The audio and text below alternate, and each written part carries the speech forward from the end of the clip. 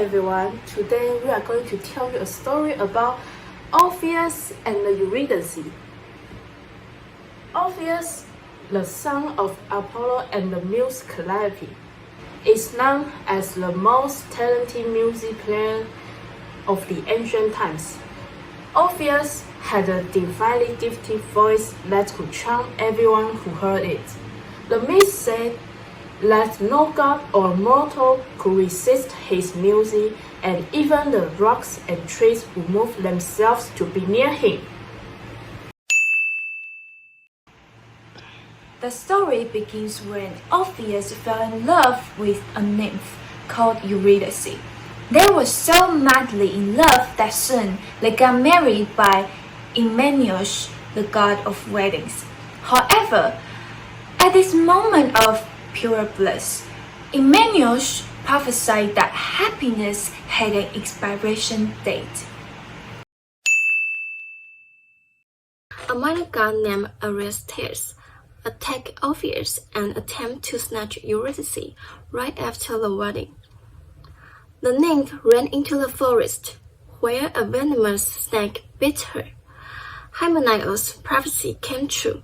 In Ovid's version, Eurydice was bit by the snake after recklessly dancing with other nymphs in the woods while celebrating her wedding. After Eurydice's death, Orpheus was devastated. He understood that without her, life on earth was meaningless, and decided that he was ready to do whatever it takes for his beloved. He then took his lyre and went to climb her back from the dead.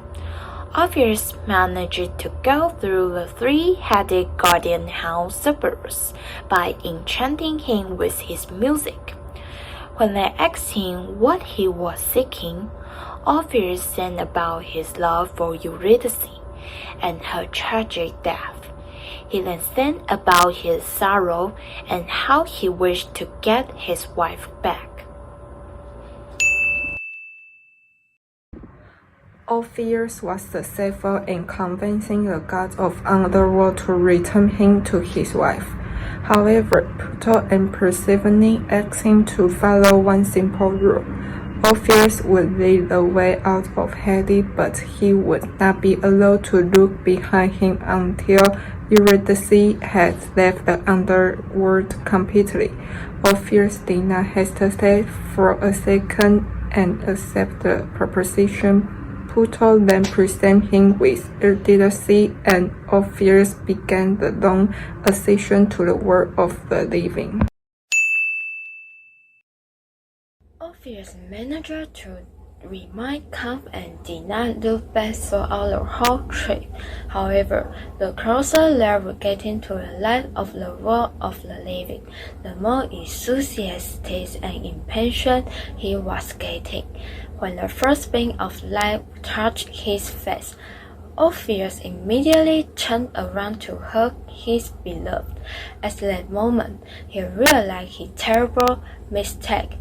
He was standing in the world of the living, but Eurydice was still standing in the dark world of the dead. Then she was drawn back to the dark world of death forever.